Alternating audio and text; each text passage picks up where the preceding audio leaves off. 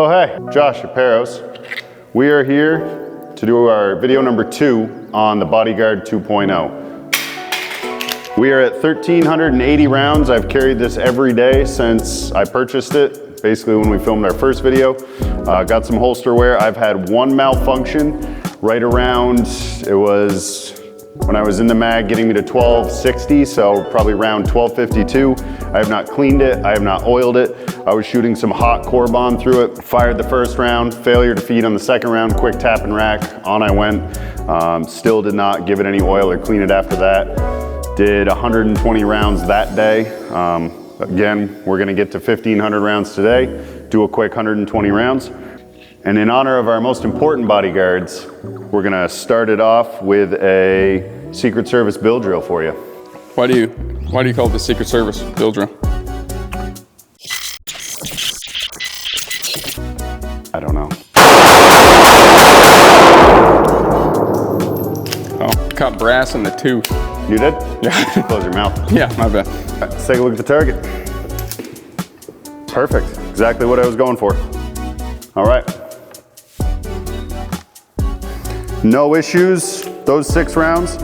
We are just gonna dump the remaining 114 rounds, put us at 1,500. That'll give me about 40 days to do another 1,000 rounds to get to my original goal of carry every day and 2,500 rounds within 6 months to really see how this thing performs. What have been your overall impressions? Honestly, like I know a lot of people are gonna fight me on this. I'm a big fan of 380, as you know from the first video, always have been. This thing just handles really well. It almost gives you that full-size feel, just with the way it sits in your hand, the muzzle mitigation, having those big mags with a larger round count. I've said this a few times. I've hopped on Smith Wesson's if there was only one Instagram post, and I honestly think, gun to my head, you guys can say what you want. I've got quite an array of handguns. I do competition. Obviously, I work here. I carry outside the waist for a long time. This, in my opinion, if I could only have one, maybe a one and done pistol. It all really comes down to how proficient you are and how much you actually train, what you're capable of doing with your own firearm. Personally, 380, it does come down to the ammo. I've definitely found what I like the best. Core bond is right at the top of that list. That being said, that is the only one I had any issues with, so that may change as we get through the next 1,000 rounds plus. But this really is an impressive handgun. The trigger feels nice, it's got real sights.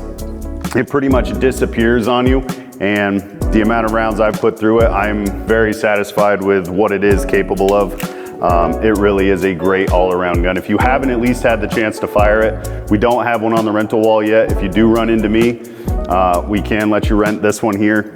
And again, I don't know too many pistols that don't need a break-in period right out of the box, or that will run without any sort of cleaning or any sort of oil, almost malfunction free. And I will say, one malfunction that I have had, I'm gonna chalk that up to whatever it was. Maybe I had too much coffee that morning, didn't eat my Wheaties. Could have been anything. It was one specific ammunition. It was one malfunction. I didn't skip a beat, tap and rack, and I stayed right on the course with it.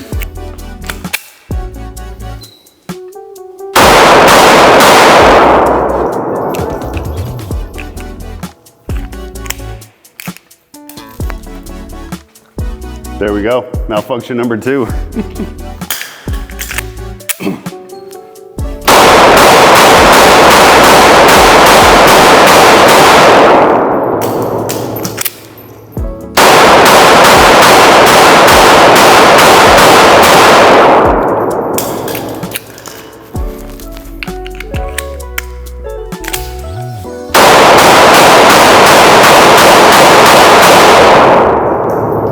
So we are having mag malfunctions today. This may be because they are super dirty, but I'm not getting slide lock back. In the first video, you didn't get slide lock back a couple times. That's true, and I did end up having a faulty mag, which Smith Wesson did end up actually replacing that mag. They sent me an extra one, very quick, no issue there. But we are now seeing them, and it appears to only be in the 10 rounders. So let's load up and keep going. Grip adjustment, that was the issue with video number 1. My hands do run high. I'm used to shooting Glocks, so I'm gonna make a quick grip adjustment. We'll see if that stops with holding the slide lock down.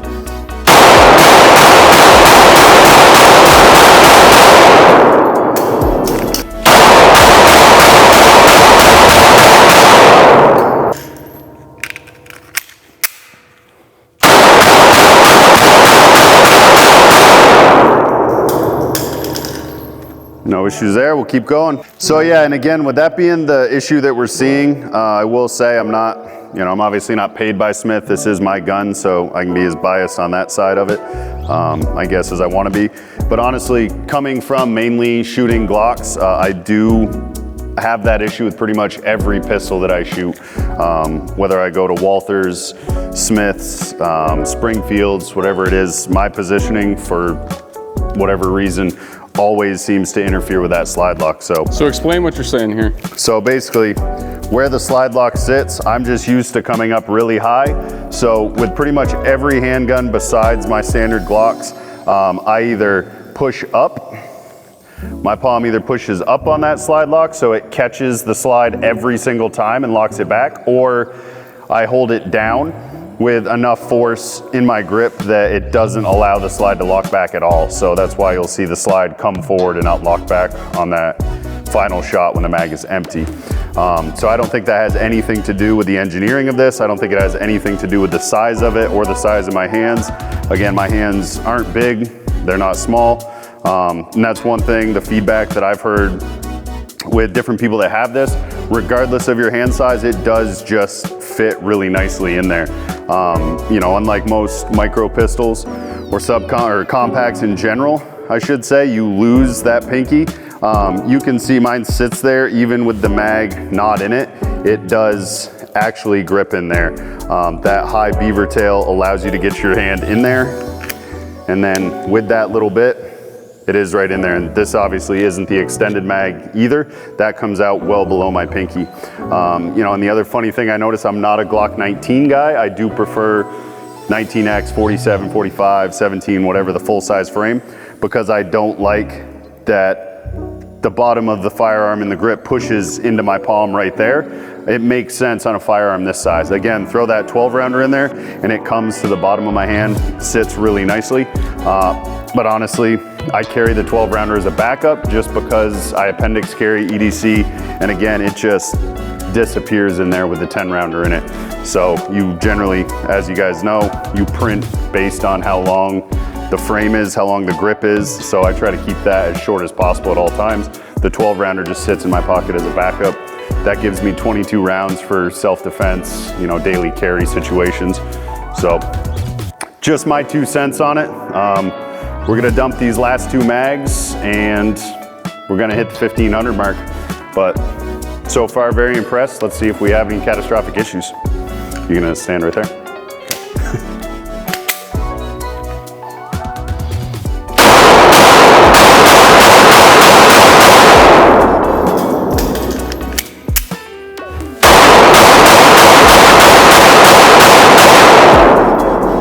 1,500 rounds. That is very impressive. No oil, no cleaning whatsoever. Haven't even wiped it down. Blow it off every once in a while just from lint and dust.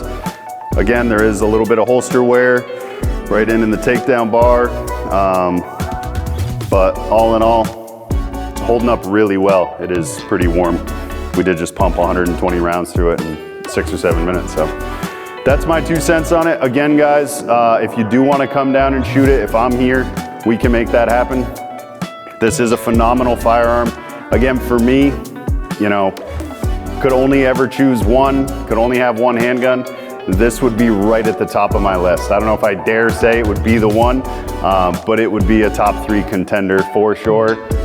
I don't care what your opinion is. I don't look at the comments. That's just my opinion. Take it for what it is.